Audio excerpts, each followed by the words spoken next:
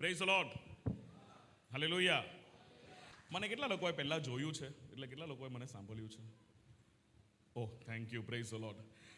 તો પછી હું બહુ ડિટેલમાં મારું ઇન્ટ્રોડક્શન નહીં આપીશ અને હું વધારે ઇન્ટ્રોડક્શન અમારે આપતો પણ નથી. મારું નામ એન્ડ્રુ છે, એન્ડ્રુ નાડાર. હું બેઝિકલી સાઉથ ઇન્ડિયન છું, ચેન્નઈથી, તમિલનાડુથી, પણ મને ત્યાંની ભાષા નહીં આવડે, લખતા વાંચતા જોતા પણ નહીં આવડે. જોઉં તો પણ મને બધું જલેબી જલેબી જલેબી જેવું દેખાય. એટલે મારું જન્મ બધું અહીંયા જ સુરતમાં જ, મારું જન્મ, મારું વતન, અને ભણ્યો પણ હું અહીંયા જ સુરતમાં જ. અને પ્રભુની કૃપાથી chartered accountancy CA degree complete કરવા માટે પ્રભુએ કૃપા પાડી. અને CA ઉપરાંત બીજી 20-22 જેવી ડિગ્રીઓ લેવા માટે પ્રભુએ કૃપા પૂરી પાડી છે. એટલે એ શિક્ષણ ક્ષેત્રની અંદર પ્રભુ મને દોરીને આગળ લઈ ગયા. અને હંમેશાથી એક સાક્ષીરૂપી જીવન જીવવા માટેની તક પ્રભુ પૂરી પાડે છે. અને એ જ શિક્ષણ મને ઘરમાં પણ નાનપણથી મળી હતી. એના માટે હું પ્રભુનો આભાર માનું છું. અને આજે જે મેં તમને કહ્યું, અને આપણે 2 સેશન જોવા જઈ રહ્યા છે. પહેલું સેશન છે, એક સિમ્પલ સેશન રાખ્યું છે, 10 નિયમો. અને આપણે જરૂરથી કોશિશ કરીશું કે આજ પછી આપણે જ્યારે પણ આગળ જીવન જીવીશું ત્યારે દરરોજ આ 10 નિયમોનું પાલન કરવાનું આપણે હંમેશા કોશિશ કરીશું. તૈયાર છો તમે બધા? Yes, ready? આ 10 સિમ્પલ નિયમો છે, એક સ્પિરિચ્યુઅલ ડિસિપ્લિન માટે, એક આધ્યાત્મિક શિષ્ટતા માટે. હું આ 10 નિયમ મારા જીવનમાં જ્યારથી મેં પ્રભુને મારું જીવન આપ્યું હતું, આશરે 14-15 વર્ષની ઉંમર હતી એ સમયમાં મારી, એ સમયથી લઈને આજ દિન સુધી આ 10 નિયમોનું હું નિયમિત પાલન કરું છું. અને હું તમને વાલાઓ કહું કે એ નિયમોનું પાલન કરવાથી મારા જીવનની અંદર ઘણું બધું એક ચેન્જીસ આવ્યું છે, ઘણી બધી. એટલે આપણે જ્યારે એક એવા ક્ષેત્રની અંદર જીવી રહ્યા છે જ્યાં દરરોજ આપણી સામે તકલીફો, પરીક્ષણો આવે, એ સમયમાં પણ આપણે મજબૂત રહીએ ને, એના માટેના આ 10 નિયમો છે. સેકન્ડ સેશનમાં આપણે 5 બાબતો જોઈશું સશક્તિકરણ માટે. એટલે ટોટલ 10 અને 5 આવા 15 બાબતો આપણે આજે જોવા જઈ રહ્યા છે. બીજા સેશનમાં ફક્ત 5 બાબત રાખીશું. એ ખ્રિસ્તી જીવન માટેના 10 નિયમો. એમાં પહેલી બાબત સૌથી સરળ સિમ્પલ બાબત છે, ચોક્કસપણે તમે ધ્યાન રાખશો, એ છે નિયમિત બાઇબલ વાંચન. Every day Bible reading. આ આપણા જીવન માટે વાલાઓ સૌથી અગત્યનો પોઈન્ટ છે. તમે કદાચ એમ વિચારતા હશો કે હા, આ તો અમને નાનપણમાં આનું શિક્ષણ અમને મળ્યું છે એટલે અમે જાણીએ છીએ કે બાઇબલ વાંચવું એ ખ્રિસ્તી યુવાન માટે કેટલું જરૂરી છે. પણ વાલાઓ, ઘણીવાર આપણે એ બાબત સમજીએ છીએ પણ કદાચ પાલન નથી કરતા. આપણા માટે સૌથી અગત્યનું પુસ્તક એ બાઇબલ. હું તમને કહું ને વાલાઓ, મેં મારા જીવનમાં ભણતરને લાગતા આશરે 1500 થી 1800 એવા પુસ્તકો મેં વાંચ્યા છે. પણ હું તમને કહું, એ બધા પુસ્તકોનું જ્ઞાન એક બાજુ અને બાઇબલનું જ્ઞાન એક બાજુ. બાઇબલનું જે જ્ઞાન છે એનું 0.001% પણ જ્ઞાન આપણને એ 2000 પુસ્તકમાંથી નથી મળતા. હાલેલુયા. તો આપણી પાસે એક એટલો પાવરફુલ વેપન છે. આપણી પાસે એક સામર્થ્યવાન એક હથિયાર છે જગત સાથે લડવા માટે, અને એ છે બાઇબલ. તમને કદાચ દુનિયાનું રેકોર્ડ બુક જો તમે જાણતા હો તો Guinness book of world records કરીને કહેવાય, દુનિયાના રેકોર્ડમાં બાઇબલ સૌથી વધારે વેચાતું પુસ્તક છે આખા વિશ્વની અંદર. વર્ષોથી એ બાઇબલનું વેચાણ એ વિશ્વમાં નંબર 1માં આવે છે, સૌથી વધારે વેચાતું પુસ્તક. પણ પ્રભુના એક બહુ મોટા દાસ થઈ ગયા, બિલી ગ્રાહમ સાહેબ. એ બિલી ગ્રાહમ સાહેબે એકવાર કહ્યું હતું કે આપણે બધા જાણીએ છીએ કે બાઇબલ જગતનું સૌથી વધારે વેચાણ થતું પુસ્તક છે, પણ કદાચ એવું નહીં થઈ જાય કે આપણા ઘરની અંદર સૌથી ઓછું વપરાતું પુસ્તક બની જાય. એવું નહીં થવું જોઈએ વાલાઓ. જ્હોન બનિયન સાહેબ કરીને એક બહુ મોટા પ્રભુના દાસ થઈ ગયા. એમને એક બહુ સરસ વાત કહી હતી. એ મારા પપ્પાએ જ્યારે મને વાત કીધી ને, બાઇબલ કહે છે આપણને, બાઇબલ એક 2 ધારી તલવાર છે, પ્રભુનું વચન. એ 2 ધારી તલવારની માફક મને વીંધ્યું એ. અને એમને એક જ્હોન બનિયન સાહેબે એક લાઈન કહ્યું હતું, અને એ છે, Bible will keep you away from sin or sin will keep you away from Bible. એટલે બાઇબલ તમને પાપથી દૂર રાખે છે અથવા પાપ તમને બાઇબલથી દૂર રાખે છે. એટલે આપણી ઉપર છે કે કેવી રીતના આપણે એનું નિયમિત વાંચન કરીએ. ડ્યુલાઇટ મૂડી, DL મૂડી સાહેબ એકવાર કહ્યું હતું, એમને કોઈએ પૂછ્યું કે તમારે બાઇબલ સાહેબ તમે જીવનમાં કેટલી વાર વાંચ્યું છે કરીને એમને પૂછ્યું. તો એ ડીએલ મૂડી સાહેબ થોડા હસ્યા અને એમને કહ્યું, આવો સવાલ તો મને કોઈ પૂછ્યો જ નહીં હશે કે કેટલી વાર તમે બાઇબલ વાંચ્યું છે. પછી એમને વિચારીને એમને જવાબ આપ્યો કે બેસતા ઉઠતા ચાલતા કેટલી વાર મેં બાઇબલ વાંચ્યું છે એ તો મને ખબર નથી, પણ ઘૂંટને પડીને મેં 100 વાર આખું બાઇબલ સમાપ્ત કર્યું છે. ઘૂંટને પડીને 100 વાર બાઇબલ વાંચ્યું છે. આવા ઉદાહરણો હું તમને ઘણા બધા આપી શકું છું વાલાઓ, પણ એક વસ્તુ ચોક્કસ યાદ રાખીએ, જેટલી આપણી ઉંમર હોય ને એટલી વાર તો બાઇબલ વાંચેલું હોવું જ જોઈએ. હાલેલુયા. મારી આશરે 36-37ની ઉંમર છે, પણ હજુ સુધી હું પણ કમ્પ્લીટ ત્યાં પહોંચ્યો નથી. તમને કહું છું પણ હું પણ નથી પહોંચ્યો. આશરે 31-32 વારની આસપાસ મને કઈ જાણકારી છે કે એટલી વાર મેં વાંચ્યું હશે. પણ વાલાઓ, તે છતાં હું વિચારું અને હું તમને કહું છું, જેટલી વાર આપણે બાઇબલમાંથી અધ્યયન કરીએ છીએ, વાંચીએ છીએ, એટલી વાર આપણને એમાંથી કંઈ નવું ખબર પડે છે. એ જ વચન આપણને નવા નવા ખુલાસાઓ આપે છે. 1 બાઇબલ ઇન 1 યર, એ ચોક્કસ તમે યાદ રાખશો કે 1 વર્ષની અંદર એકવાર સંપૂર્ણ બાઇબલ તમારે કમ્પ્લીટ કરવાનું. એના માટે ઘણા બધા ઓનલાઈન ટૂલ્સ અવેલેબલ છે. તમે બધા ઘણા બધા જુવાનો છો, ગૂગલ યુઝ કરતા હશો, ઓનલાઈન રિસોર્સિસ તમે યુઝ કરતા હશો, ઇન્ટરનેટ યુઝ કરતા હશો. તો એમાં પણ જો તમે લખો ને how to read Bible in 1 year, 1 વર્ષમાં હું બાઇબલ કેવી રીતના કમ્પ્લીટ કરું, તો ઘણા બધા પ્લાન્સ આપેલા હોય છે એમાં કે કેવી રીતના તમે જૂના કરારમાંથી 4 ચેપ્ટર વાંચી શકો છો, અધ્યાય, નવા કરારમાંથી 2, કાં તો પછી પત્રોમાંથી કોઈ પણ એકાદ અધ્યાય તમે વાંચી શકો. મારા જીવનમાં જે મેં વસ્તુ ઓબ્ઝર્વ કરી છે, હું તમને કહું, જેટલું વધારે બાઇબલની અંદર આપણે મજબૂત થઈએ ને વાલાઓ, એટલું આપણે જગતની સાથે લડવા માટે સશક્ત થઈ જઈએ છીએ. હાલેલુયા. એટલે આ એક પહેલી બાબત તમે ચોક્કસપણે યાદ રાખશો. એક ભાઈની તરફ માફી હું આવીને તમને કહું છું કે નિયમિતપણે દરરોજ એક ક્વાયટ ટાઈમ કાઢીને એમાં આપણે અડધો કલાક મળે તો અડધો કલાક, 45 મિનિટ મળે તો 45 મિનિટ એ બાઇબલ વાંચીને જ પછી આપણા દિવસની આપણે શરૂઆત કરીએ. એના વગર આપણને ઇનકમ્પ્લીટ લાગે એવું થવું જોઈએ. કદાચ આપણા બધાના પાસે મોબાઈલ ફોન છે. આપણે મોબાઈલને ચાર્જ કર્યા વગર જો લઈ જઈએ બહાર તો કઈ કામનું છે મોબાઈલ ફોન? ના, એમાં ચાર્જિંગ હોવું જોઈએ. તો જે મોબાઈલના ચાર્જિંગ માટે આપણે એટલી બધી કાળજી રાખીએ છીએ, તો આપણા ચાર્જિંગ માટે એનાથી વધારે કાળજી રાખવી જોઈએ. અને આપણું ચાર્જિંગ છે બાઇબલ વાંચન. એટલે એ વસ્તુ આપણે ખાસ કરીને ધ્યાન રાખીએ.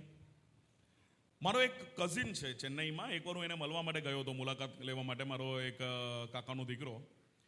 એને મેં એમ જ વાતમાં પૂછ્યું, મારાથી નાનો છે. મેં એને પૂછ્યું કે ભાઈ તું બાઇબલ વાંચે છે ડેઈલી?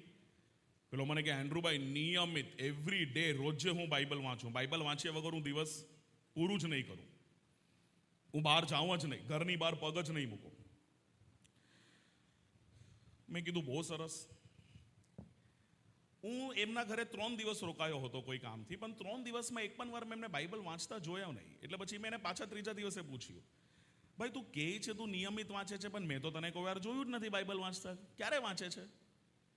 પછી એને કીધું, એ તો હું છે ને ઘરની બહાર જતા જતા પેલું ચંપલ બૂટ પહેરતા પેલા કેલેન્ડરની અંદર નહીં, એક દિવસની અંદર એક કલમ લખેલી હોય એવા કેલેન્ડર જોયા છે તમે? પેલા એક તારીખની અંદર એક કલમ લખી હોય, બસ એ વાંચીને પછી હું ઘરેથી નીકળી જાઉં છું. મેં કીધું ભાઈ આવું કેવું ચાલે યાર? આ તો તું 365 દિવસમાં 300 કલમ પણ નહીં વાંચશે, એક અધ્યાય પણ તારું કમ્પ્લીટ નહીં થશે, એક બુક પણ તારું કમ્પ્લીટ નહીં થશે. બાઇબલ વાંચનને આપણે બહુ સહેલાઈથી લઈ લઈએ છીએ. આપણે શેને પ્રાયોરિટી આપીએ જીવનમાં એ બહુ અગત્યનું છે. એક તમે વસ્તુ બદલો જીવનમાં, ઘણી બધી વસ્તુઓ બદલશે. સવારે ઉઠીને આપણે સૌથી પહેલી બાબત શું કરીએ છીએ એ બતાવે છે આપણા જીવનમાં આપણે કોને મહત્વ આપીએ છીએ. કદાચ એવું બની શકે કે આપણે સવારે ઉઠીએ ને, અહીંયાનું તો નહીં ખબર, પણ સુરતમાં હું કહું ને 90% લોકો, હું તમને કહું, સવારે ઉઠે એટલે સૌથી પહેલા મોબાઈલ ફોન હાથમાં લઈ, કે 8 કલાક પછી હું પછી મોબાઈલ મેં હાથમાં ફોન લીધો, કોઈ મને યાદ કર્યો, શું મેસેજ આવ્યા, એ ઘણીવાર આપણે એને વધારે મહત્વ આપીએ છીએ. પણ એવા પણ લોકો છે જે ઊંઘતા પહેલા બાઇબલ બાજુમાં મૂકીને ઊંઘી જાય છે કે સવારે ઉઠીએ એટલે કોઈ વચન અને કોઈ કલમથી આપણે દિવસની શરૂઆત કરીએ. એ એટલું અગત્યનું થઈ જાય છે આપણા માટે. એટલે એક સ્પિરિચ્યુઅલ ડિસિપ્લિન, એક આધ્યાત્મિક શિસ્તતા માટે જે પહેલી બાબત છે વાલાઓ જીવનમાં યાદ રાખશો હંમેશા, અને એ છે નિયમિત રીતના બાઇબલ વાંચન કરવું. જો હમણાં સુધી આપણે કરી રહ્યા છે તો બહુ જ સરસ. જો ન કર્યું હોય તો કદાચ આજે એ દિવસ છે એક નવા શરૂઆતની. હાલેલુયા. અને આજના દિવસથી આપણે એની શરૂઆત આપણે ચોક્કસપણે કરીએ. હવે માની લો તમે ટીનેજર્સ છો, 12-15 વર્ષના ઉપરના જેટલા પણ લોકો છે, એ લોકોને હું એક સલાહ આપવા માંગીશ. આ સલાહ મારા પપ્પાએ મને એકવાર આપી હતી અને એ મારા જીવનમાં મને બહુ જ કામ લાગ્યું, એટલે હું તમારી જોડે શેર કરવા માંગુ છું. 15 વર્ષનો હતો ત્યારે એકવાર મને મારા પપ્પા આવ્યા અને એમને મને કહ્યું કે હું તને બાઇબલ વાંચવાની એક ટેકનિક શીખવાડું છું આજે. મેં કીધું ઓકે પપ્પા. તો એમને છે ને મને એક ડાયરી આપી. એ ડાયરી હજુ પણ મારી પાસે છે. એ મને સવારે એક અધ્યાય આપે. એ મને કહે તું વાંચ, અને એ વાંચીને એમાંથી તે જે સમજ્યો એ તું એ ડાયરીમાં લખ. સમજો છો તમે? જે પણ તું સમજે છે મને કહી, મને મારા પપ્પા, એને તું એ ડાયરીમાં લખ કે શું ઘટના ઘટી, શું બનાવ બન્યો, તારા હિસાબે તું એનું વિશ્લેષણ કર. અને મને આઈડિયા બહુ ગમ્યું. અને હું જ્યારે પણ બાઇબલ વાંચું ત્યારે એમાંથી મને રોજે મારા પપ્પા એક અધ્યાય આપે અને એમાંથી પછી હું ડિટેલમાં વાંચીને પછી મને જે સમજ પડે એ લખું અને પછી મારા પપ્પાને હું આપતો. એ કરવાથી ધીમે ધીમે શું થયું, મારું બાઇબલના વિશેનું જ્ઞાન વધ્યું, બાઇબલને વધારે ઊંડાણમાં સમજી શક્યો. તો આ એક ટેકનિક તમે ચોક્કસ કરી શકો. મને એમાં ઘણા બધા ઘટનાઓ છે, પણ એક હું તમારી સાથે શેર કરીશ. પહેલું શમુએલ 17મો અધ્યાય એકવાર મારા પપ્પાએ મને વાંચવા માટે આપ્યું હતું. આપણે જાણીએ છીએ, નાનપણથી આપણે વાંચ્યું હશે, આ દાઉદ અને ગોલિયાત, આ બે જણની લડાઈ એની અંદર લખવામાં આવ્યું છે. એલા નામની ખીણની અંદર એ લોકો લડ્યા ફલિસ્તીઓ અને ઇઝરાયલીઓ વચ્ચે. એક બાજુ સાઉલની સેના અને એક બાજુ ગોલિયાત ફલિસ્તીઓની સેના. એ લોકો લડવા માટે આવ્યા હતા અને એક મોટો 10 ફીટનો રાક્ષસ, તમે વિચારો કેટલો મોટો એનું હાઈટ હશે કરીને, 9 ફીટ ને 9 ઇંચ, એટલે 10 ફીટની આસપાસ. એટલે તમે વિચારો આટલો મોટો રાક્ષસ અને સામે એક નાનો યુવાન દાઉદ એ લડવા માટે આવ્યો હતો. અને મારા પપ્પાએ એ ટોપિક મને એકવાર લખવા માટે આપ્યું કે એન્ડ્રુ, આ તું એકવાર સમજીને લખ. અને મેં મારા પપ્પાને કીધું, અરે પપ્પા, આ તો મને નાનપણથી આવડે છે, આ કાં તમે લખવા માટે આપો. ઘણી વાર ખબર આપણે ઓવર સ્માર્ટ બની જતા હોઈએ છીએ. પણ મારા પપ્પાએ કીધું લખને બેટા, હું સાંજે ચેક કરું. સાંજે એમને ચેક કર્યું, બહુ સારી રીતના મેં લખ્યું.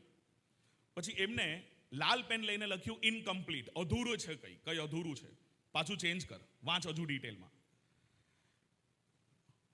મેં પાછું વાંચ્યું, પાછું લખ્યું, એની અંદર થોડા ચેન્જીસ કર્યા, કંઈ મને નવું મળ્યું, પાછું મારા પપ્પાને બતાવ્યું, એમને વાંચ્યું, પાછું લખ્યું, આની અંદર કઈ ઇનકમ્પ્લીટ છે. 3 થી 4 દિવસ એવા થયા પછી હું અકળાયો. જુવાન લોકો બહુ જલ્દી ગુસ્સે થઈ જાય. સાચી વાત છે?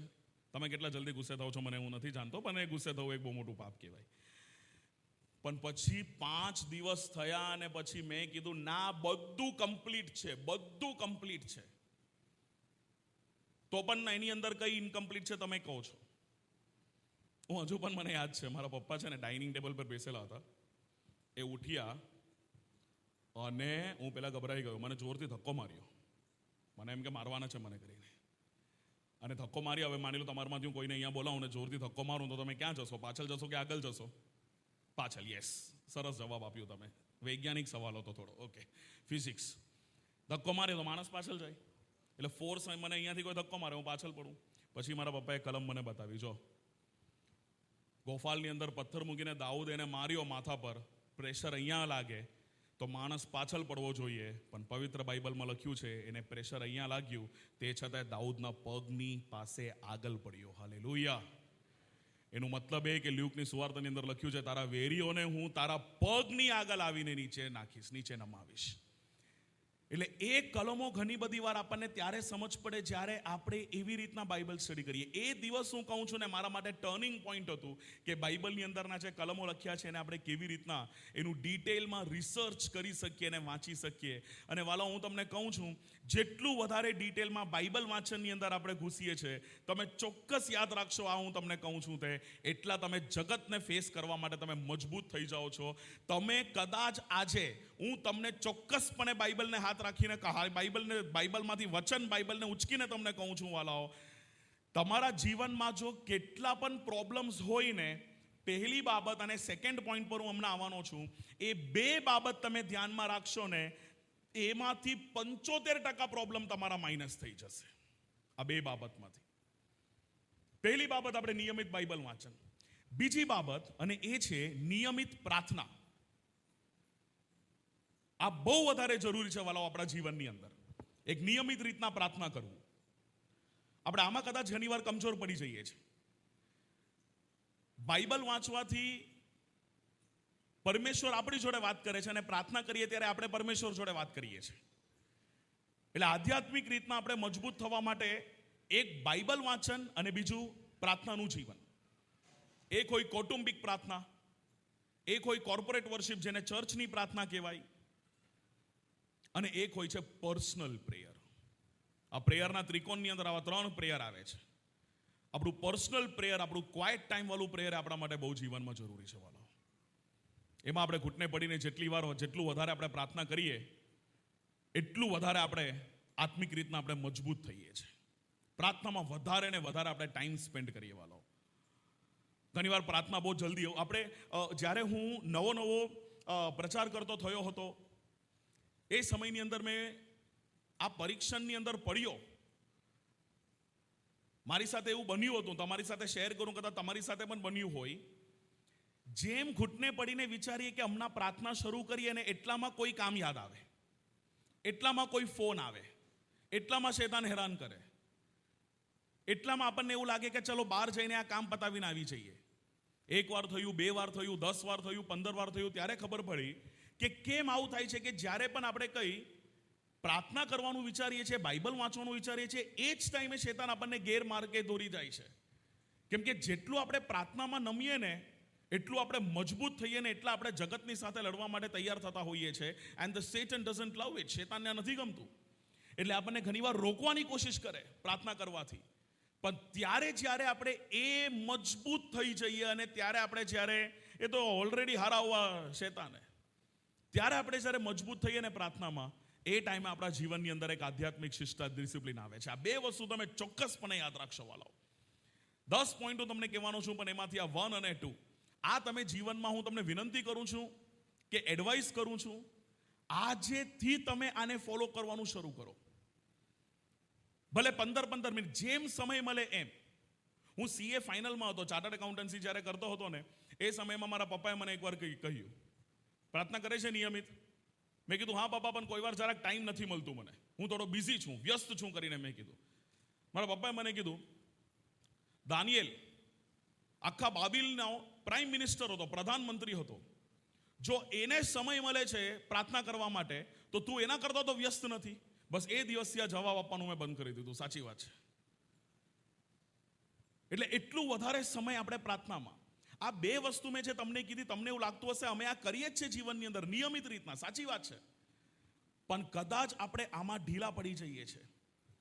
મેં કેટલા બધા લોકોનું યુથ સેમિનારમાં, હું હૈદરાબાદમાં એક જગ્યાએ યુથ સેશનમાં હતો, અને યુથ સેમિનારમાં 90% લોકો એવા હતા કે જે લોકો નાનપણથી ખ્રિસ્તી પરિવારમાં જન્મ લીધું હતું, એ લોકો નાનપણથી વિશ્વાસીઓ હતા.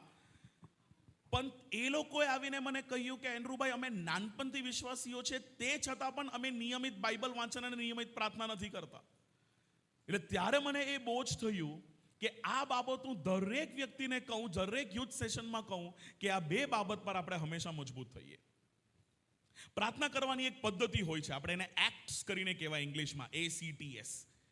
પ્રાર્થના કરવાની પદ્ધતિમાં સૌથી પહેલા આવે છે ACTS. આ ઓર્ડરમાં તમે ચોક્કસ પ્રાર્થના કરશો. અંગ્રેજીમાં છે, હું તમને ગુજરાતીમાં ચોક્કસ કહીશ, એક્ટ્સ. અંગ્રેજીમાં આ તમે એક નાનું વર્ડ યાદ રાખી શકો છો, એક્ટ્સ, ACTS. આ ઓર્ડર હોવું જોઈએ આપણા પ્રાર્થનાનું. સૌથી પહેલા આવે એ એટલે એડોરેશન.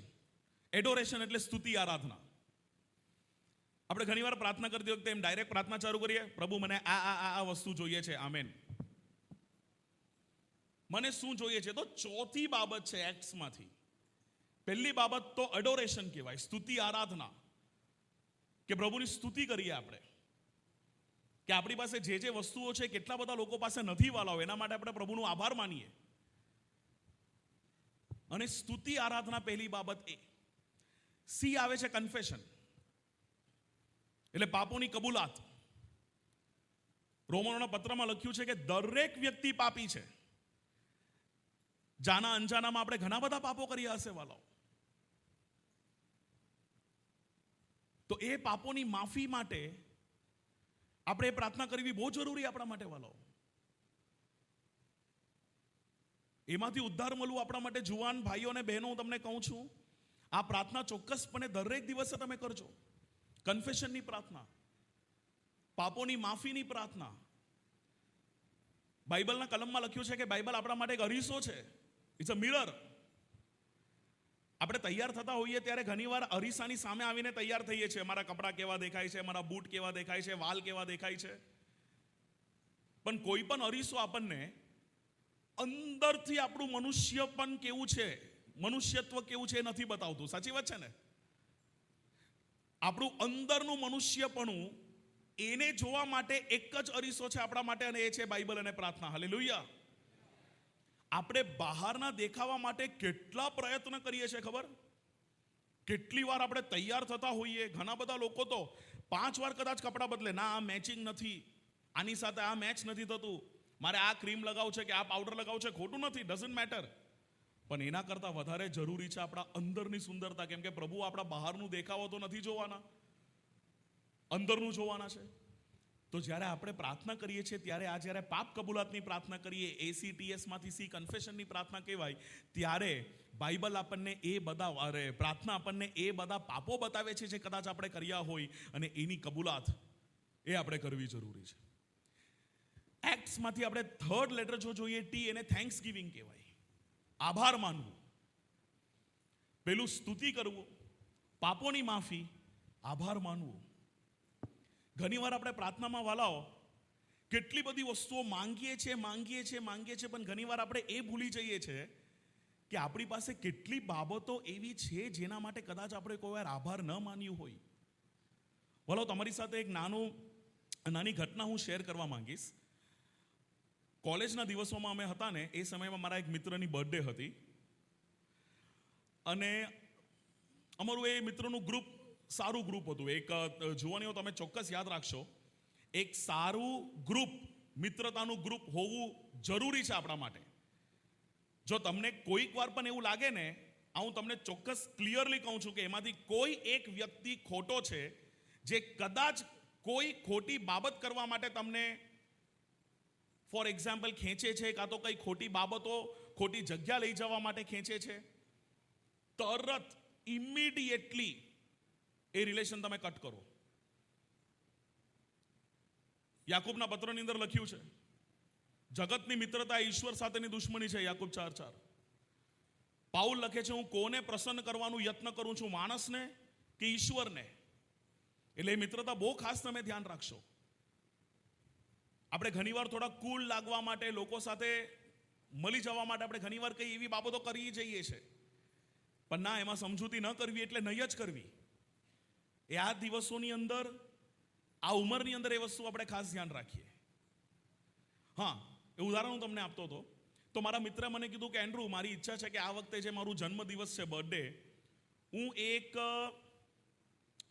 કોઈ ઓર્ગેનાઇઝેશન કા કોઈ વિકલાંગો હોય કે કોઈ અપંગો હોય, કાં તો પછી માની લો કે કોઈ અનાથ હોય, એવા કોઈ હોમ આવે છે, ખબર છે ને તમને, તમે જાણતા હશો, એવા હોમની અંદર હું મારું જન્મદિવસ સેલિબ્રેટ કરવા માંગુ છું એ લોકોની સાથે. મેં કીધું બહુ સરસ. અમે સર્ચ કર્યું તો મુંબઈ પાસે અમને એક દિવ્યાંગો, વિકલાંગો જે હોય છે, કોઈને શરીરની અંદર કોઈ ડિસેબિલિટી કહેવાય ને, કોઈ શરીરમાં તકલીફો હોય છે, એવું એક આશ્રમ હતું, એવી એક સંસ્થા હતી. એમની સાથે અમે કનેક્શનમાં આવ્યા, કોન્ટેક્ટમાં આવ્યા, અને અમે વિચાર્યું કે અમે ત્યાં જઈએ. એ સંસ્થા સાથે હું આજે પણ ટચમાં છું. એ જે હોમ છે ને, શેલ્ટર હોમ, એમાં જે જન્મથી જે લોકોને કોઈ વિકલાંગ છે, એ લોકો હાથ પગ નથી કે આંખ નથી, એ લોકો માટેનું હોમ નથી. કેમ કે એ લોકો માટે ગવર્મેન્ટની ઘણી બધી સ્કીમો છે. કોઈ એક્સિડન્ટના દ્વારા, અકસ્માતના કારણે કદાચ એ લોકોએ કોઈ અંગ ગુમાવ્યો હોય ને, તો એ લોકોના શેલ્ટર માટે એ એક હોમ છે. તો એ બાબત મને એ દિવસે ખબર પડી કે આવા પણ થોડા આશ્રમો છે. ત્યાં અમે ગયા. એક્સિડન્ટમાં કોઈનો પગ કપાઈ ગયો, એક સૈનિકને મળ્યા જેના યુદ્ધમાં હાથ કપાઈ ગયા હતા. એ લોકો સાથે અમે એક દિવસ વિતાવ્યું. એક ઘટના હું કોઈ દિવસ નહીં ભૂલીશ મારા જીવનમાં. ત્યાં એક જુવાનીઓ મને દેખાયો, 22 વર્ષની એની ઉંમર હતી. હું બહુ સંકોચમાં હતો વાલાઓ. કેમ કે ટોપ ટુ બોટમ, માથાથી લઈને પગ સુધી એ પરફેક્ટ દેખાતો હતો. મને એની અંદર કોઈ પણ એબ, કોઈ પણ ખામી ન દેખાઈ. એટલે હું એમ વિચારતો હતો કે આની અંદર શું એવી ખામી હશે, આ કેમ અહીંયા છે, પણ મારાથી પૂછાય નહીં. તમે સમજો છો ને, પૂછવાની હિંમત નહીં હતી મારી કે ભાઈ તને શું થયું છે, એટલે શું તકલીફ છે કે તું અહીંયા છે. બીજા બધાને જોઈને ખબર પડી જાય છે, કોઈને પાટો મારેલો છે, કોઈને પગ નથી, કોઈ વ્હીલચેર પર છે, કોઈ બેસાખી લઈને ચાલે છે, કોઈની આંખમાં પાટો લાગેલો છે, પણ પૂછવામાં સંકોચ. અમે બધા મિત્ર એકબીજાને જોઈએ, અમે 7 મિત્રો ગયા હતા, એકબીજાને જોઈએ ને એ ભાઈને જોઈએ, પણ પૂછવાની હિંમત નહીં થઈ. આખો દિવસ પત્યું, અમે એમની જોડે થોડી વાર સારી બાબતો એમની જોડે વાતચીત કરી, અને છેલ્લે જ્યારે નીકળવાના હતા ને ત્યારે પણ એ સંકોચ મારા મનમાં હતું કે મારે જાણ્યા વગર તો નથી જવું. પણ જતા જતા એ ભાઈ સામેથી આવ્યો અમારી પાસે અને અમને પૂછ્યું, તમને કદાચ એ મનમાં આવ્યું હશે કે મારામાં શું ખામી છે. હું તરત બોલી પડ્યો, હા, પણ મારાથી પૂછાતું નહીં હતું સવારથી. પછી મને લાગ્યું ચલો સારું છે સામેથી આવ્યો કહેવા માટે. પછી એને અમે બધાને કહ્યું, તમારા હાથ બતાવો બધા. અમે બધાએ હાથ બતાવ્યા. તમારા અંગૂઠાઓ બતાવો. અમે બધાએ અમારા અંગૂઠા બતાવ્યા, 2 અંગૂઠા. પછી એને એનો હાથ બતાવ્યો તો બંને અંગૂઠાઓ નહીં હતા એના. ત્યારે અમને ખબર પડી, સવારથી ઓબ્ઝર્વ નહીં કર્યું અમે, એના બંને અંગૂઠા નહીં હતા. એટલે 4 આંગળી હતી ખાલી બંને હાથમાં. મારાથી રહેવાયું નહીં ને મેં એને પૂછ્યું, ભાઈ શું થયું? ત્યારે એને મને કહ્યું, તમે પ્રિન્ટર વાપરો છો ને? પ્રિન્ટર આપણે જોઈએ ને, પ્રિન્ટરના પેપર હોય ખબર, પેલા A4 સાઇઝના પેપર આવે. એને કહ્યું, એન્ડ્રુભાઈ અમે છે ને, હું છે ને પ્રિન્ટરની જે A4 સાઇઝની પેપર આવે ને, એ પેપર કટિંગ મશીનની અંદર મારી નોકરી હતી, અને હું બહુ ઓછા ઉંમરની અંદર એ નોકરીમાં લાગી ગયો હતો. અને મારું ડિપાર્ટમેન્ટ A4 સાઇઝનું પેપર હતું, જે વ્હાઇટ કલરના પ્રિન્ટર પેપર આપણે વાપરીએ તે. અને મારું કામ હતું એ A4 સાઇઝના પેપર કટિંગ કરવાના, 500 એને કાઢીને એને પેકેટમાં નાખીને એને સાઈડમાં મૂકવાના, અને સ્ટેશનરીની દુકાનમાં પછી એ લોકો રવાના કરે. એટલે એ લોકો પેપર કાઢે, કટિંગ મશીન આવે, પેપર મૂકે, કટ થાય બ્લેડથી, પછી પાછું બહાર કાઢે, પછી આડું મૂકે, કટ થાય, પછી કાઢીને એ લોકો સાઈડમાં મૂકી દે. એટલે પેલો કે હું મારા કામમાં બહુ એક્સપર્ટ થઈ ગયો હતો, કેમ કે 4 વર્ષથી હું એ કામમાં હતો. એટલે મારાથી તો મારા જેટલી સ્પીડમાં કોઈ કામ નહીં કરે, એટલો હું એક્સપર્ટ થઈ ગયો. પછી એ ભાઈએ મને કીધું, એન્ડ્રુભાઈ, એક દિવસ એવું થયું જીવનમાં કે એ A4 સાઇઝના પેપર હું કટ કરતો હતો, ત્યારે એ પેપરને વાળીને આમ ધક્કો મારીને મશીનમાં નાખવા ગયો. 1 માઇક્રોસેકન્ડ, 1 સેકન્ડનું ટાઈમિંગ ઉપર નીચે થયું. એ પેપરને મેં ધક્કો માર્યો અને એ જ ટાઈમ પર બ્લેડ નીચે પડ્યું અને મારા બંને અંગૂઠા કપાઈ ગયા. એ આખા પેપરના રોલ લોહી લુહાન થઈ ગયું. મશીનોને તરત બંધ કરવા પડ્યા. એને કીધું આમ ધક્કો મારીને પેપર અંદર મૂક્યા અને ઉપરથી બ્લેડ પડી. તરત એને હોસ્પિટલ લઈ જવામાં આવ્યા. અહીંયા આખું કપ સીલ કરી દીધું, એટલે એના 4 જ આંગળીઓ હતા. પછી મારામાંથી એક મિત્ર રડી પડ્યો. એને પૂછ્યું, તું રડ્યો નહીં આવું થયું ત્યારે? એને કીધું 3 વર્ષ રડ્યો. એને કીધું એટલો બધો રડ્યો. પણ પછી એને કહ્યું, હમણાં હું મારા જીવનમાં એમ વિચારું છું, જ્યાર સુધી અંગૂઠો હતો ત્યાર સુધી હું એક પણ દિવસ પ્રભુની આગળ એના માટે આભાર નહીં માન્યો હતો કે મારી પાસે આટલા સારા સારા અંગો છે. જ્યારે નહીં રહ્યું ત્યારે મને એની કિંમત ખબર પડી. જ્યારે હતી ત્યારે કિંમત ખબર ન હતી. અંગૂઠો હતો ત્યારે એની કિંમત ન હતી. નહીં રહ્યું ને ત્યારે ખબર પડ્યું. એક સ્ટ્રો પકડવા માટે, પેન પકડવા માટે, ગાડી ચલાવવા માટે, બટન દબાવવા માટે, એક પેપર પકડવા માટે, માઇક પકડવા માટે. આજે કદાચ અંગૂઠો નહીં હોય તો મારાથી માઇક પકડવામાં બહુ અગવડ થશે. એક પેન નહીં પકડાય. આટલી બધી બાબતો હું અંગૂઠો વગર નહીં કરી શકતો હતો, ને એ પ્રભુએ મને આપ્યું છે. એનું આભાર માન્યા વગર હું કેટલી બધી કમ્પ્લેનો કરું છું, મને આ જોઈએ છે, એ જોઈએ છે. જે છે એનું તો આભાર માન્યું જ નથી. કેટલી વાર આપણા જીવનમાં કેટલી બધી બાબતો પ્રાર્થના કર્યા વગર આપણને મળ્યું છે, પ્રભુએ આપ્યું છે. એના માટે આભાર માન્યા વગર કેટલી વાર આપણે કમ્પ્લેન કરી બેસીએ છીએ કે મારી પાસે આ નથી, મારી પાસે આ નથી, મારા મિત્ર પાસે સારા બૂટ છે, એની પાસે સારી ગાડી છે, આની પાસે સારા કપડાં છે, આની પાસે સારો મોબાઈલ છે, મને આ જોઈએ, મને એ જોઈએ. પણ જો તમે કોઈ લિસ્ટ બનાવી હોય ને કે તમને શું શું જોઈએ છે જીવનમાં, એમાં હું તમને વિનંતી કરીશ, સૌથી પહેલી વસ્તુ લખજો, સંતુષ્ટિ, સેટિસ્ફેક્શન. હાલેલુયા. જે છે એના માટેની સંતુષ્ટિ. જે નથી એની લિસ્ટ તો બહુ જ લાંબી હશે અને એ તો કોઈ દિવસ પૂરી થવાની નથી. પણ જે છે એના માટે આપણે પ્રભુનો આભાર માનીએ, આપણે એને કહેવાય થેન્ક્સ ગિવિંગ. અને એના પછી છેલ્લું આવે છે ACTSનું S, સપ્લિકેશન. એટલે એને કહેવાય માંગણી, સપ્લિકેશન, સપ્લાય. એટલે જે વસ્તુની તમને જરૂર છે એના માટે આપણે પ્રાર્થના કરીએ કે પ્રભુ મને એક સારું ભણતર જોઈએ, પ્રભુ મને આ વસ્તુની જરૂરત છે, મને નાણાકીય વસ્તુની કોઈ જરૂરત હોય તમારે, આર્થિક બાબતો, આત્મિક બાબતો, એ સપ્લિકેશન નીડ્સ કહેવાય, એ છેલ્લે આવે. આપણે ઘણીવાર એને સૌથી પહેલા લઈ લેતા હોઈએ છીએ.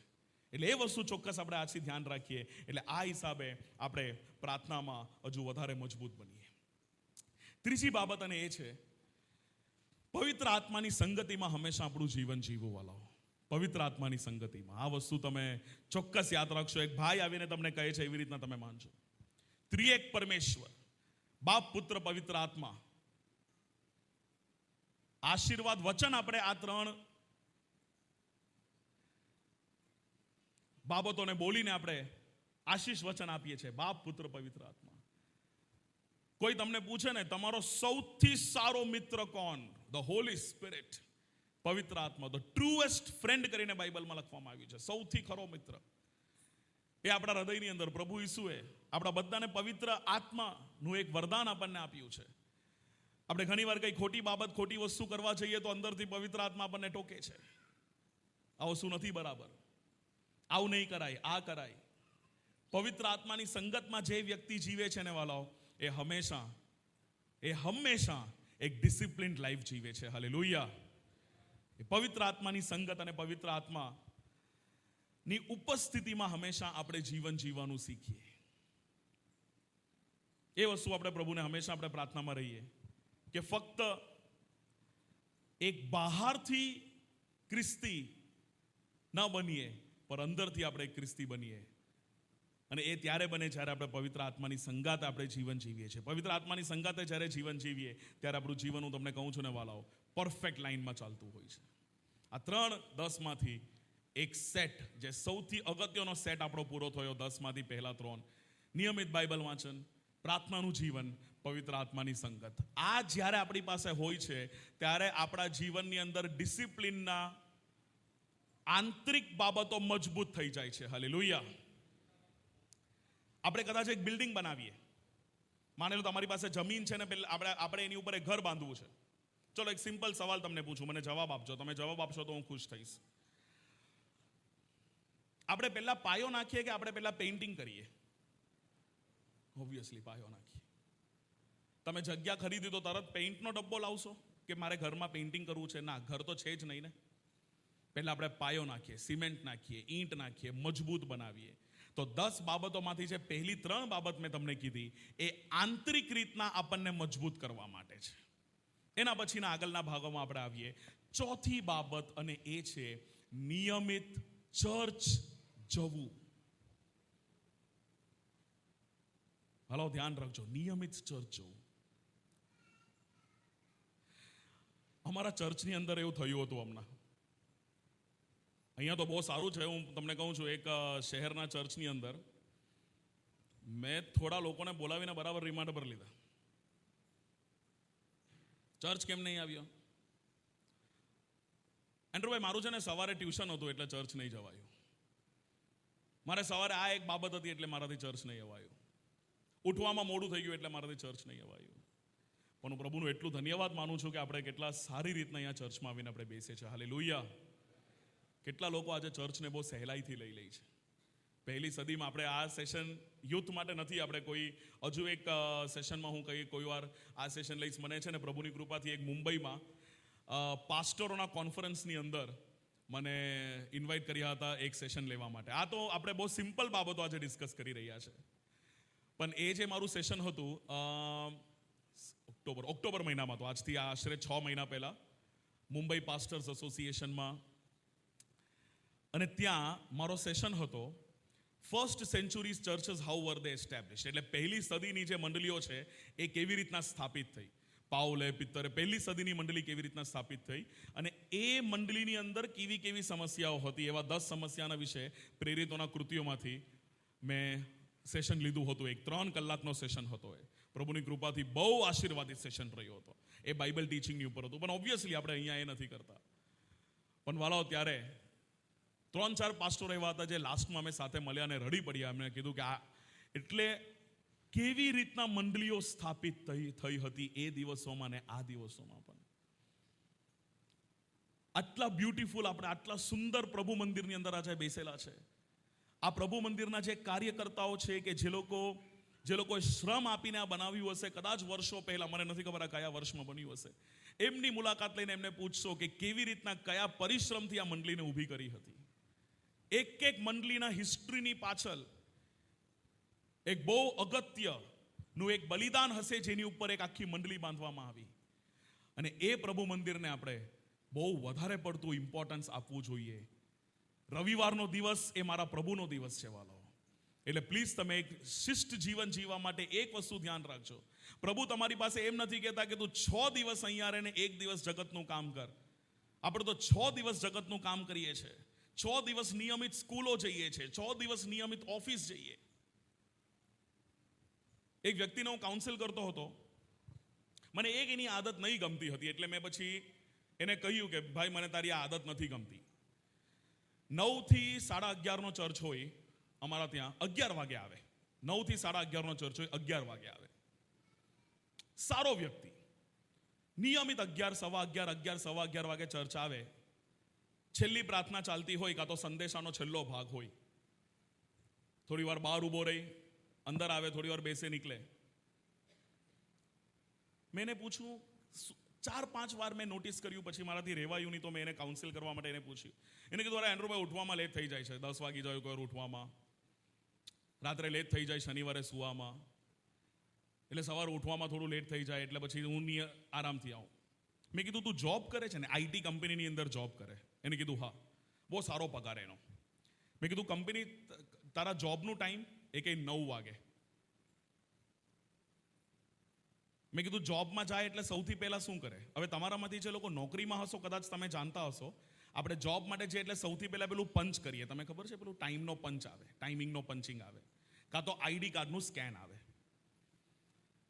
મેં એને કહ્યું, તું 9 વાગ્યાની જગ્યાએ 9 વાગીને 1 મિનિટમાં જાય તો શું થાય? એને કીધું, મારું હાફ ડે મુકાય. સમજો તમે? એટલે એમ ગણાય કે મેં અડધો દિવસ જ નોકરી કરી છે. 1 મિનિટ મોડે આવે તો. મેં એને પૂછ્યું, છેલ્લે તું ક્યારે 1 મિનિટ મોડે ગયેલો? એને કીધું, 6-8 મહિનાથી હું તો નિયમિત 8:50, 8:55, 8:59, એટલે એક્ઝેક્ટ ટાઈમ પર હું પંચ કરીને હું મોડું નથી કરતો. મેં કીધું, વાલા મિત્ર, જગતની એક નોકરીમાંના ટાઈમિંગ માટે તું એટલો પરફેક્ટ જાય છે. સ્કૂલનું બેલ પડે એ પહેલાં હું પહોંચી જાઉં, કોલેજનું લેક્ચર શરૂ થાય એ પહેલાં પહોંચવા માટે આપણે નિયમિત હોઈએ છીએ, એક જોબ માટે આપણે એટલા નિયમિત હોઈએ છીએ, તો પ્રભુ મંદિરમાં એનાથી વધારે નિયમિત હોવું જરૂરી છે ને વાલાઓ. એમાં કેમ આવી સહેલાઈ? એમાં કેમ આવી ઢીલ? એને કીધું, ના સાચી વાત છે એન્ડ્રુભાઈ, મેં બહુ લાઇટલી લઈ લીધું. મેં કીધું, ના મિત્ર, તારણને આપણે લાઇટલી નહીં લેવાય. આ એક ચોથી બાબત આપણે ચોક્કસ યાદ રાખીએ. એક વ્યક્તિનું તમને ઉદાહરણ આપવા માંગીશ, જો તમે કદાચ તમે આ વ્યક્તિને નહીં જોયા હશે. કદાચ મેં 1-2 જગ્યા પર ઉદાહરણ આપ્યું છે આમનું, એટલે કદાચ તમે કોઈ જગ્યાએ સાંભળ્યું હોય તો. એરિક લીડલ નામ છે આ વ્યક્તિનો. અને આમના વિશે હું તમને સંક્ષિપ્તમાં કહું તો, આજથી 100 વર્ષ પહેલા 1924માં પેરિસમાં ઓલિમ્પિક્સ જાણો છો તમે? ઓલિમ્પિક્સની 4 વર્ષે એકવાર રમત યોજાય છે. રનિંગ રેસ, સ્વિમિંગ આવે એની અંદર, લોંગ જમ્પ આવે, અલગ અલગ રમત યોજાય. ઓલિમ્પિક્સની રમત, એનો 100 મીટરનો દોડવીર, 100 મીટરનો ચેમ્પિયન. એટલે 100 મીટરનો એક રનિંગ ચેમ્પિયન એટલે એરિક લીડલ, સ્કોટલેન્ડનો વ્યક્તિ હતો. આ ટ્રેક પર આવે ને એટલે એમ કહેવાય આ જ જીતે. એટલે એ રનિંગ 100 મીટરના દોડનો એક ચેમ્પિયન વ્યક્તિ એટલે એરિક લીડલ. એટલે એ 100 મીટર દોડતો ને ત્યારે એમ કહેવાય કે એની દોડ એટલું સ્વિફ્ટ, એટલી મજબૂત એની દોડ હતી કે લોકો એમ કહે કે 100 મીટરમાં દોડમાં જ્યારે જઈશું ને ત્યારે આપણે એના માટે હરીફાઈ કરીએ છીએ કે બીજો નંબર કોણ આવે, પહેલો નંબર તો એરિક લીડલ જ આવે, એમ કહેવાય. અને એ પણ પ્રાર્થનાવાદી વ્યક્તિ. અને લોકો કહે એટલે કે ઓકે પ્રભુનો આભાર. 1924 પેરિસ ઓલિમ્પિક્સ, પેરિસમાં ઓલિમ્પિક્સ યોજાઈ અને એના માટે 4 વર્ષથી તનતોડ મહેનત કરતો હતો. એ 100 મીટરનો ચેમ્પિયન હતો, 100 મીટરના દોડ માટે. બધા એને પૂછે, એરિક તૈયાર? હા તૈયાર, I am ready for the gold medal. Gold medal લેવા માટે હું તૈયાર છું. એના કોચે એને ટ્રેનિંગ આપી. તમે વિચારો 100 મીટરનો ચેમ્પિયન એટલે વર્લ્ડ ચેમ્પિયન, કેવી ટ્રેનિંગ હશે. કદાચ તમારામાંથી કોઈ સ્પોર્ટ્સ પર્સન હોય તો તમે કદાચ વિચારી શકો, હા એન્ડ્રુભાઈ બહુ ડિસિપ્લિન જોઈએ, બહુ નિયમિતતા એમાં જોઈએ. મારું શરીર જોઈને તમને લાગ્યું હશે આ ભાઈ તો 10 મીટર પણ નહીં દોડતા હશે. પણ એ 100 મીટરનો ચેમ્પિયન હતો. ઓલિમ્પિક્સનું ટાઈમ ટેબલ આવ્યું. 1 મહિના પહેલા ટાઈમ ટેબલ આવ્યું. ટાઈમ ટેબલ જોયું એને, એના હાથ કાંપવા લાગ્યા, ઘૂંટને પડ્યો. કોઈને સમજ ન પડી એને આવું કેમ કર્યું. એના પછી 4 કલાક પછી એને એના કોચને કહ્યું, કોચ હું નથી દોડવાનો, I will not run the race. બધા શોક થઈ ગયા. આવું તો કેમ કે ચેમ્પિયન માણસ છે. એને પૂછ્યું કેમ, તો એને કહ્યું કેમ કે આ જે 100 મીટરની દોડ છે ને એ રવિવારના દિવસનું શેડ્યુલ છે. અને રવિવારનો દિવસ એટલે મારા ચર્ચનો દિવસ. રવિવારનો દિવસ એટલે હું સુવાર્તા આપવા જાઉં. રવિવારનો દિવસ એટલે હું મિનિસ્ટ્રી કરું. રવિવારે હું આ દોડ નહીં દોડીશ. રવિવારે હું પ્રભુના કામ સિવાય બીજું કંઈ નહીં કરીશ. વાલો, કેટલા બધા લોકો તમે નહીં માનો એનું તિરસ્કાર કર્યું હશે કે સ્પોર્ટ્સમેન આવું બધું નહીં જવાબ આપે. સ્પોર્ટ્સ વાળાએ તો જ્યારે રમત હોય શેડ્યુલ પ્રમાણે એ ટાઈમે એને દોડવું પડે. એને કીધું ભલે ને કંઈ પણ થાય. આખા દેશમાંથી લોકોએ એને અપમાન કર્યો. એના કોચે એ પ્રાર્થનામાં પડ્યો, કોઈને કઈ જવાબ નહીં આપ્યો. એને કીધું નહીં, મારું ડિસિઝન ફાઇનલ છે, હું નહીં દોડીશ કેમ કે પ્રભુનો દિવસ છે. એ પ્રાર્થનામાં હતો 4-5 કલાક. એ શેડ્યુલ પાછું આવ્યું અને અચાનકથી ઉઠ્યો અને એના કોચને કહ્યું, કોચ મારા પ્રોગ્રામમાં ચેન્જ છે. બોલો શું? હું 400 મીટર દોડીશ કેમ કે 400 મીટર ગુરુવારના દિવસે છે, સન્ડે નથી. બધા એને કીધું ગાંડો થઈ ગયો છે તું? 100 મીટરનો ટ્રેનિંગ વાળો 400 મીટર કેવી રીતના દોડે? જો તમારામાં કોઈ રનિંગ વાળો હોય કે લોંગ જમ્પ વાળો હોય તો તમે કદાચ સમજી શકો છો હું શું કહું છું. 100 મીટરનું પિકઅપ, ટેક ઓફ, એનું ડાયટ, એનું ટ્રેનિંગ બધું અલગ હોય ને 400 મીટરનું અલગ હોય. 400 મીટરની ટ્રેનિંગ અલગ હોય, 100 મીટરની ટ્રેનિંગ અલગ હોય. તો લોકો આવીને કહે કે નહીં દોડાય, you cannot run like that. પણ એ મજબૂત થયો. એના કોચને કહ્યું હું 400 મીટર દોડીશ. એનું નામ 400 મીટરમાં લખાવ્યું. 400 મીટરના ટ્રેક ઉપર એ દોડવા માટે જ્યારે આવ્યો ને, એની આજુબાજુમાં જે બીજા દોડવીરો હતા ને એ લોકોએ જોઈને આની હસી મજાક ઉડાવે અને જોઈને એમ કે આ મૂર્ખો આવ્યો કરીને. 100 મીટરનો ચેમ્પિયન છે, 100 મીટરમાં એ પગ મૂકે એટલે જીતી જાય એવો માણસ, અને અહીંયા 400 મીટરમાં આવ્યો છે. લોકો એકબીજા સાથે શરત લગાવતા હતા કે આ તો છેલ્લો આવશે, હારી જશે કરીને, કેમ કે આની પાસે 400 મીટરની ટેકનિક નથી. એ પ્રાર્થના સાથે ત્યાં ઊભો હતો. હવે વાલો, એવું કંઈ થયું. આની બાયોગ્રાફી મેં વાંચી, એમાં લખ્યું છે એ જ્યારે વોર્મઅપ કરતો હતો ને દોડવાના પહેલા, એક વૃદ્ધ વ્યક્તિ એની પાસે આવ્યો, વૃદ્ધ માણસ. એ આવ્યો કેવી રીતના એ મોટો સવાલ, કેમ કે એકવાર પ્લેયર ટ્રેક પર આવી જાય પછી કોઈને એન્ટ્રી નહીં આપે. એક બુઝુર્ગ માણસ એની પાસે આવ્યો, એક ચિઠ્ઠી એને આપી અને નીકળી ગયો. અને ચિઠ્ઠી એને ખોલી, ત્યાં એમાં એક કલમ લખી હતી, 1 શમુએલ 2 અધ્યાય ને 30મી કલમ. અને એમાં લખ્યું હતું, જે મને માન આપે છે એને હું માન આપીશ. હાલેલુયા. યહોવા કહે છે જે મને માન આપે એને હું માન આપીશ. I will honour those who honour me. એને ચિઠ્ઠી બંધ કરી, પાછળ જોયો એ વ્યક્તિને, કશે દેખાયો જ નહીં. એ વ્યક્તિ કશે નહીં દેખાયો. અને ત્યારે એને ખબર પડી કે હું આ રેસ જીતી જઈશ કરીને. બોલો, એ દોડ્યો. આ એ જ રેસ, આ એ જ ચેમ્પિયનશિપ રેસ છે.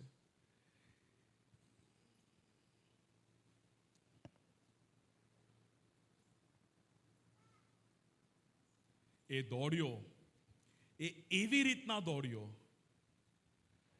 લોકો જોતા રહી ગયા.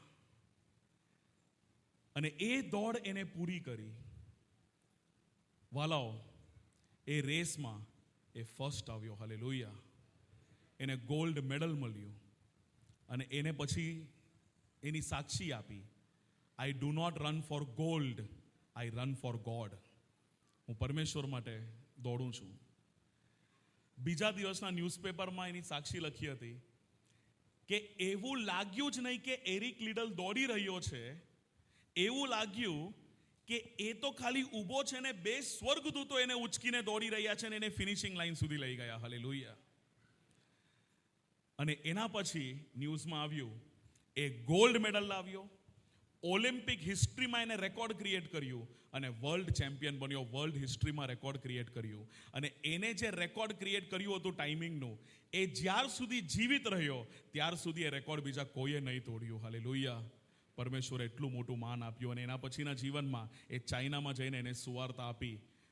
અને એના જીવનમાંથી આપણે શિષ્ટતા શીખીએ છીએ કે એ કેટલું બધું મહત્વ એક રવિવારને આપતો હતો અને કેટલું બધું માન એને પ્રભુને આપ્યું. કદાચ આપણે આની પાસેથી શીખવું બહુ જરૂરી છે વાલો. નિયમિત ચર્ચ જવું. પાંચમી બાબત પર આપણે આવીએ અને એ છે એક સાક્ષી રૂપી જીવન જીવવું. એક સાક્ષી રૂપી જીવન જીવવું. આપણા જીવનની અંદર પ્રભુએ આપણને કીધું છે, તમે માથીની સુવાર્તા વાંચ્યું હોય તો, તમે જીવનના અજવાળા છો ને તમે જીવનનું મીઠું છો. You are the salt and light of the world. આપણું જીવન એક વિટનેસિંગ જીવન હોવું જોઈએ, એક સાક્ષી રૂપી જીવન. કોઈ પણ કાર્ય કરો ને, તમને સિમ્પલ તમને એક વસ્તુ કહું, તમે કોઈ પણ કાર્ય કરો, કોઈ પણ જગ્યા પર જાઓ, કઈ પણ વસ્તુ જુઓ, કઈ પણ વસ્તુ અડકો,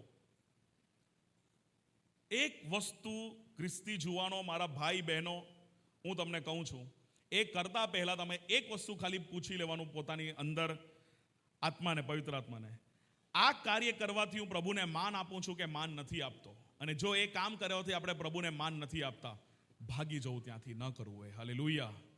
આ વસ્તુ યાદ રાખશો તમે બધા. યુસુફ પાસે એક મોકો આવ્યો હતો ખોટું કામ કરવા માટે. ઉત્પત્તિનો 39મો અધ્યાય.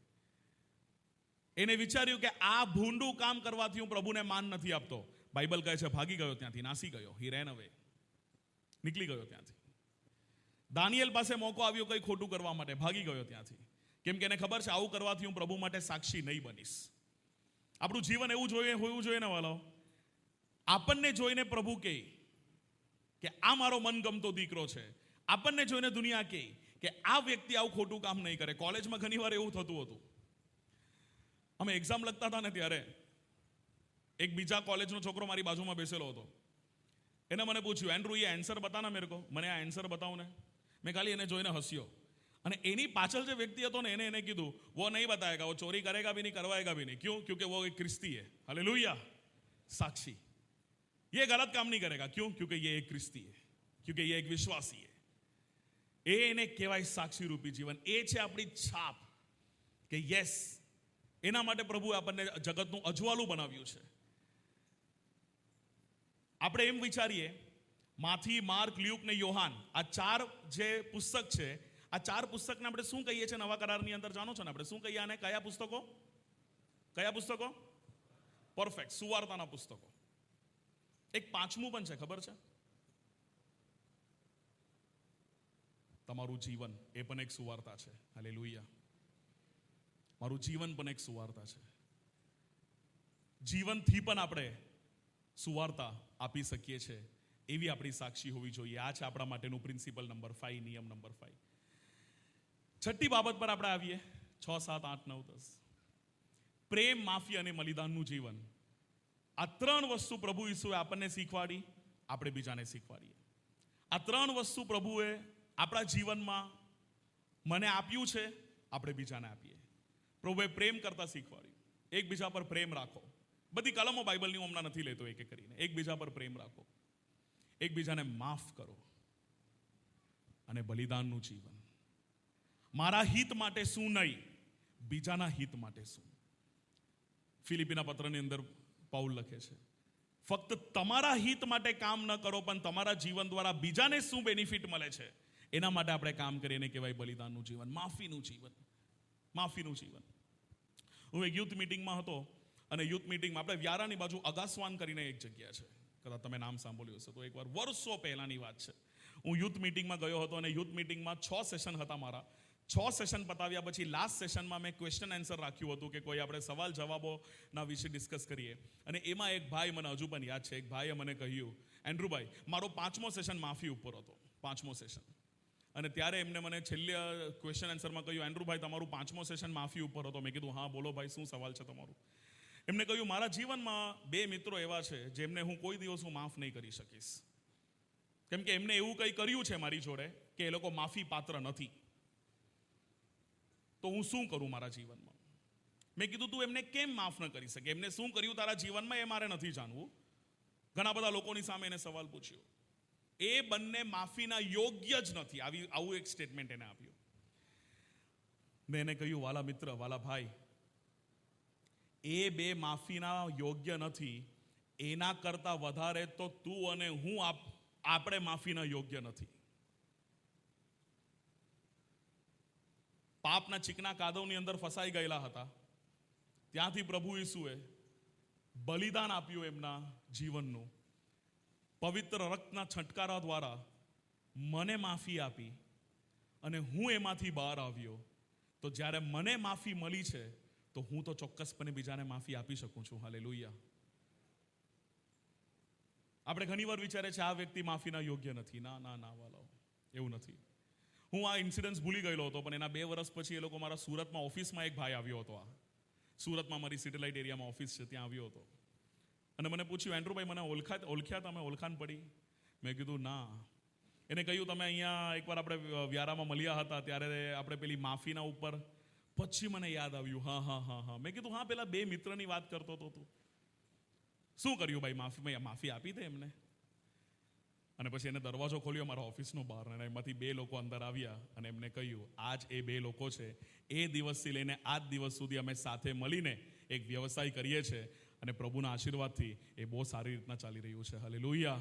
અમે 4 મળીને ત્યાં ઓફિસમાં પ્રાર્થના કરી વાલો. અમે 4 મળીને પ્રાર્થના કરી. એને કીધું એ જ દિવસે મેં જઈને એ લોકોને માફી આપી. અને મને એવું, મેં કીધું કેવું લાગ્યું તને? પછી એને કીધું ઓહ, એક મોટું પથ્થર મારા હૃદયમાંથી ઉચકીને બાજુમાં મૂકી દીધું એવું લાગ્યું. હાલેલુયા. આજના સેશન પછી વાલાઓ, જો કોઈની માફી લેવાની કે કોઈને માફી આપવાની બાકી હોય તો આજે જ પતાવી દેજો. હાલેલુયા. આપણે કોઈ પણ બોજ સહન કરી શકશું. તમે બધા સ્ટુડન્ટ્સ છો, મોટા મોટા બેગ લઈને સ્કૂલે જતા હશો.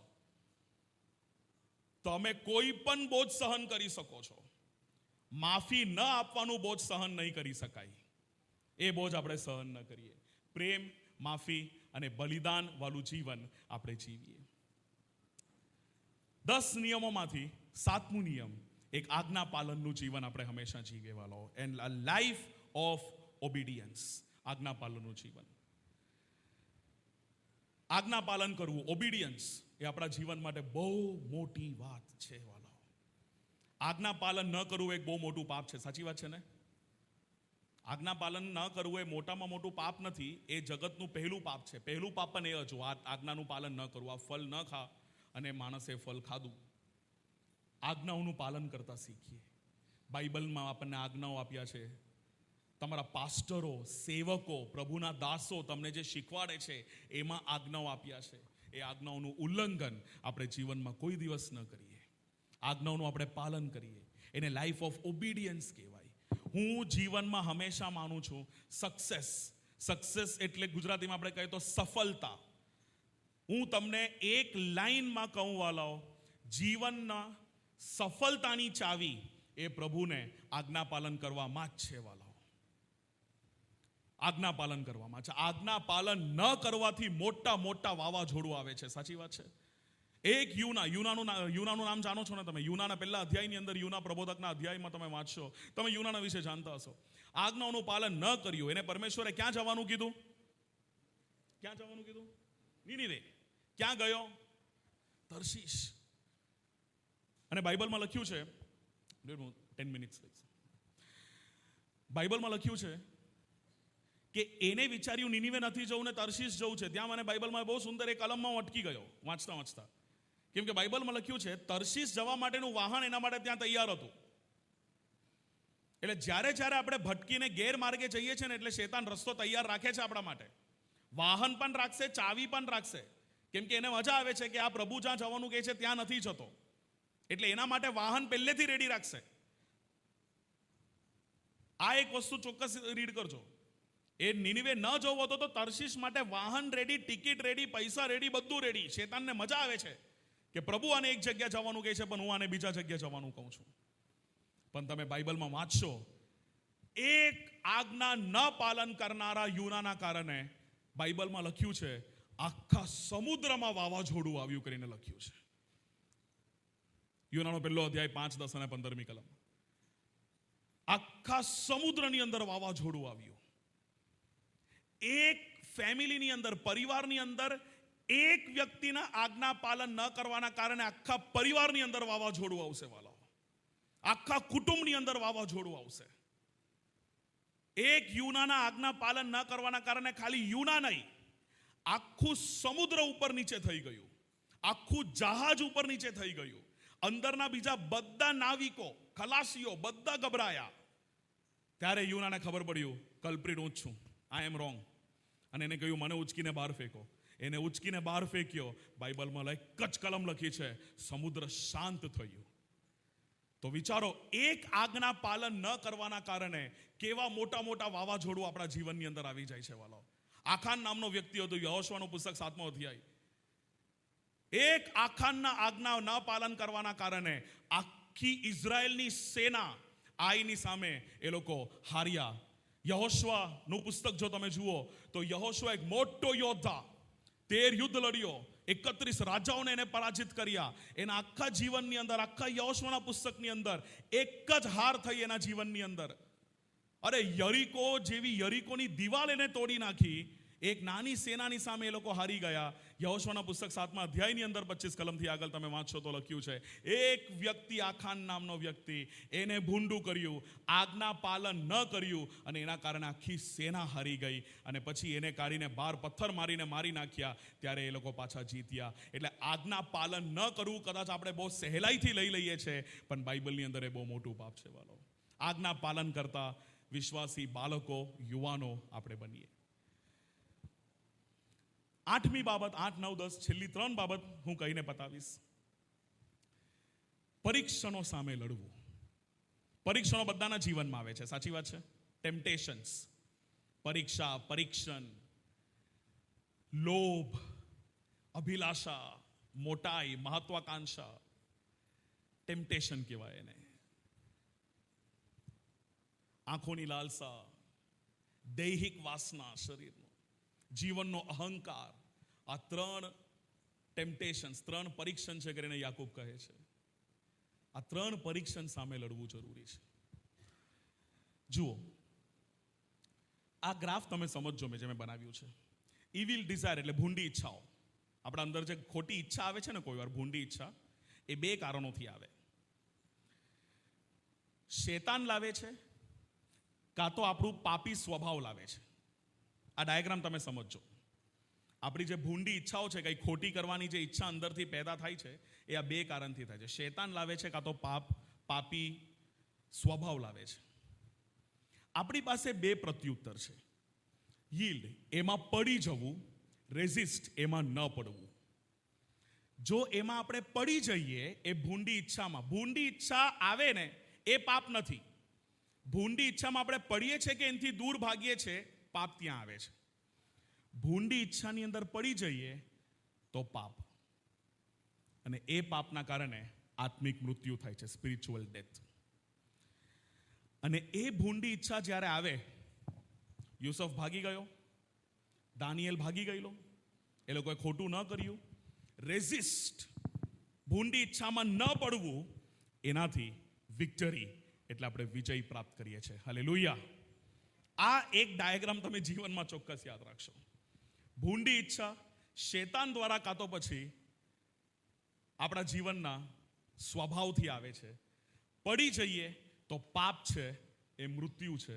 નહીં પડીએ તો વિજય છે, અનંતકાલનું જીવન છે આપણા માટે. એટલે પરીક્ષણ આવશે જ. મારા જીવનનો જે છેલ્લો શ્વાસ હશે ને, ત્યાર સુધી પરીક્ષણ આવશે. પણ એમાં પડવું કે લડવું એ મારી પાસે છે, એ મારા હાથમાં છે. શેતાન એમાં પડવાની કોશિશ કરશે, મને પાડવાની કોશિશ કરશે. પવિત્ર આત્મા એની સામે મને લડાઈ કરીને વિજય બનાવવાની કોશિશ કરશે. પરીક્ષણ સામે લડવા માટે 5 રીત. પરીક્ષણો જ્યારે આવે છે જીવનમાં, એની સામે લડવા માટે 5 રીતો. ગભરાવું નહીં, ડુ નોટ બી અફ્રેડ. પ્રાર્થના કરવું, યુસફે જો કર્યું એ કરવું, વ્યસ્ત થઈ જવું. એકાંતમાં કોઈ પણ એક પાપનું વિચાર મનમાં આવે ને, વ્યસ્ત થઈ જાઓ તરત જ, બીજા કોઈ કાર્યમાં વ્યસ્ત થઈ જાઓ, એમાંથી ભાગી જાઓ, દોડી જાઓ. એના કારણે એ પાપમાં તમે નહીં પડશો. એ પાપ શેના કારણે આવે છે એ વસ્તુને જ તમે અવોઇડ કરો, છોડી દો. ચેન્નઈમાં મેં એક વ્યક્તિની સાક્ષી સાંભળી.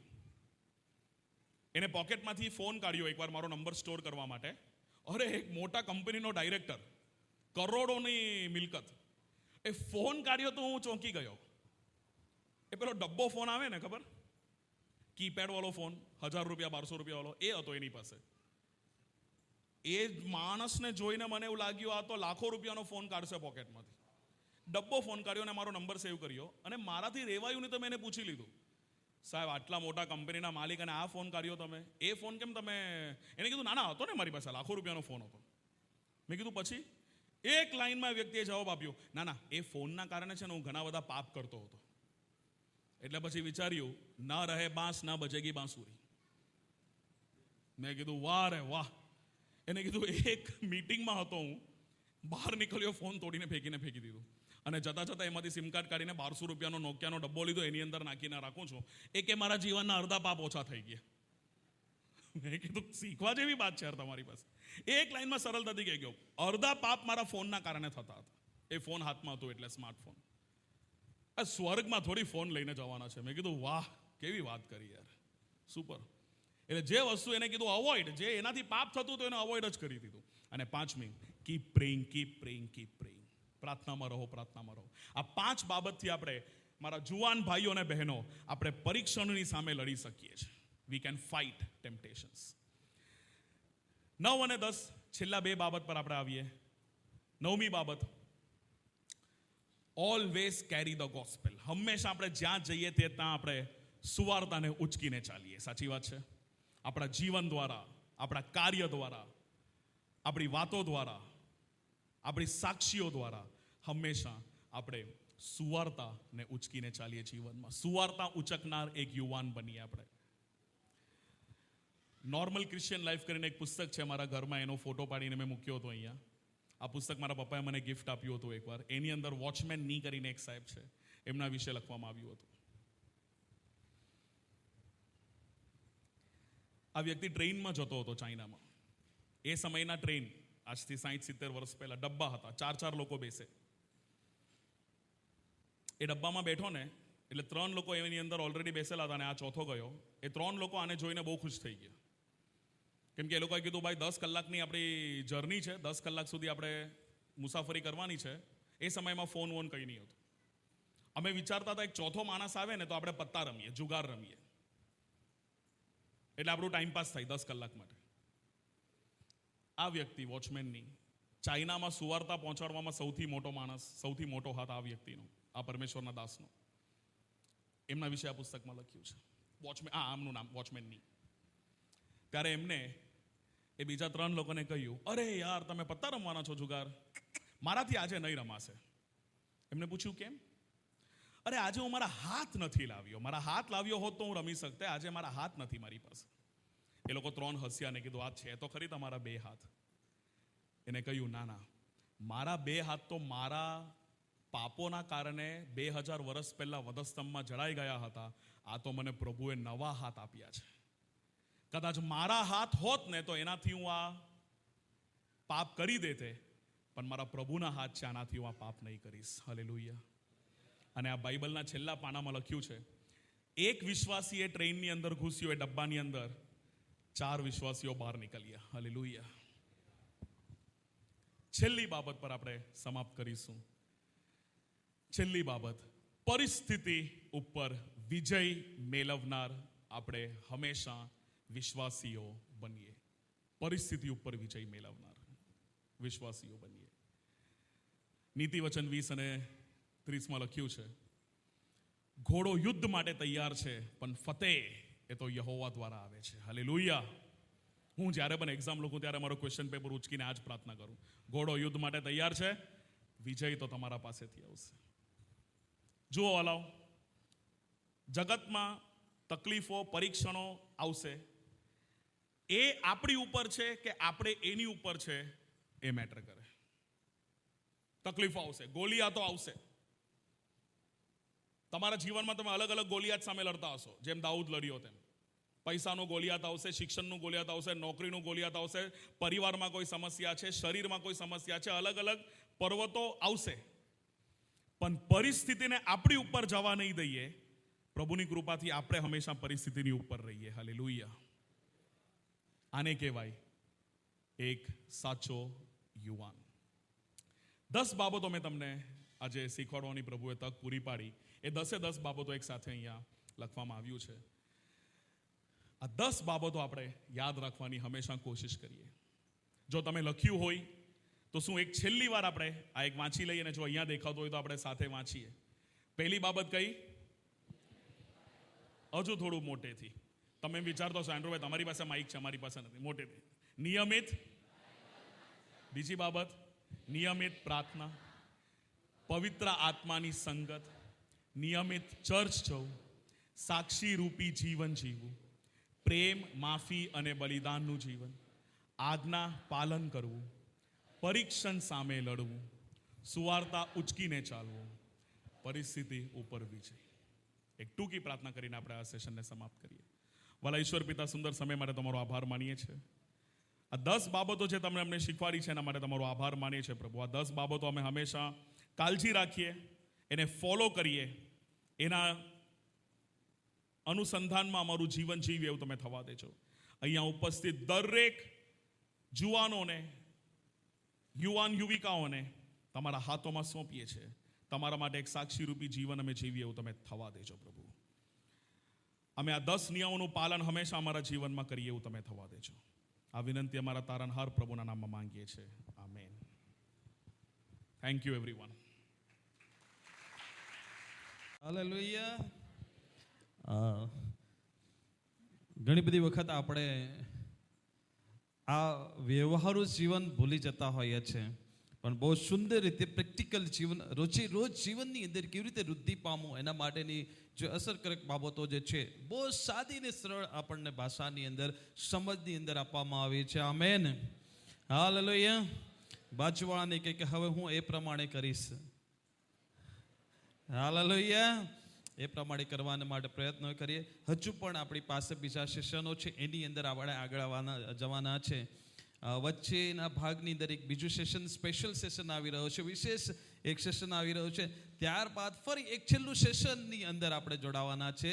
પણ તે પહેલાં આપણે દાનથી પ્રભુની સેવા કરી લઈશું. આપણા સ્થાન ઉપર ઊભા રહીએ, અને જેવું દાન તમે આપો અને બહાર તમારા માટે ચા તૈયાર જ હશે. એ ચા લઈ અને તમારે પાછું અંદર આવી જવાનું છે. આપણે ફરીથી 12 વાગે બીજા એક ટૂંકા સેશનની અંદર આપણે જવાના છે. તો આવો આપણા સ્થાનો પર ઊભા રહીએ, દાનથી પ્રભુની સેવા કરીશું. એક ટૂંકા કોર્સ ગીતની અંદર ક્વાર આપણને દોરશે, અને ચાનો વિરામ લઈ અને તરત જ પાછા આપણે અંદર આવી જવાનું છે. ચા પીધા બાદ ફરી તમે અંદર આવી જશો.